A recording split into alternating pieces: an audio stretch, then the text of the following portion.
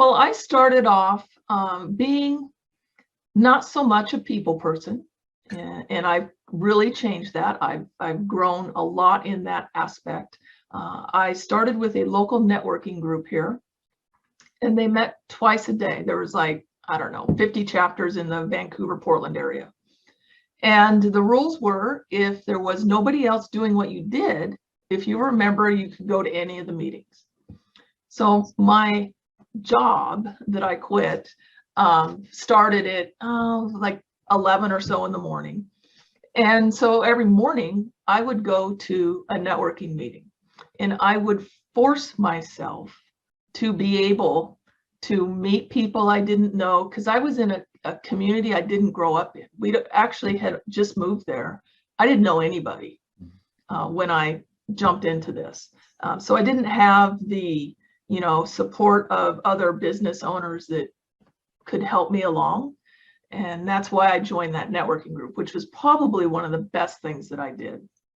The other thing that it taught me was I could get up in front of a small group of people and actually say something. I was not a public speaker.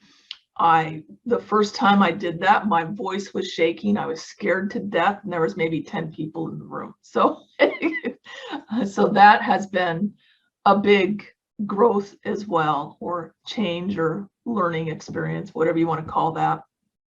So now it doesn't freak me out quite so much. And I'm able to get my message across to people in ways that they can understand and relate to.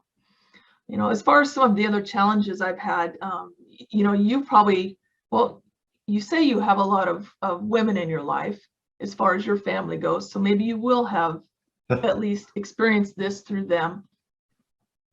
I've had people along the way that will call me up and want a website, and I go to meet with them, and they're like, well, I want to work with a man. It's like, well, you called me, and the last time I looked, I don't know any men named Dotty. Well, can you refer me to a man that does what you do? And the very first time this happened to me, because it's been more than once, I actually was friends with a guy who did what I did. And I called him up right after that meeting. I'm like, would you want to work with this person? He goes, no, why would I want to work with somebody that is like that? But so, he was left in the wind. But, I've had that sort of an adversity all along, to where people, for whatever reason, I'm in the STEM field, if you want to call it that. They do in schools anyway. And it's dominated by men.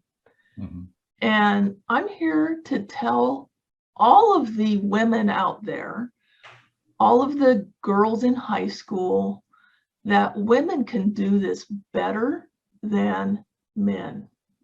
Because not only can we learn the skills, but we can relate to people on a level that most of the guys that I know that do my job can't.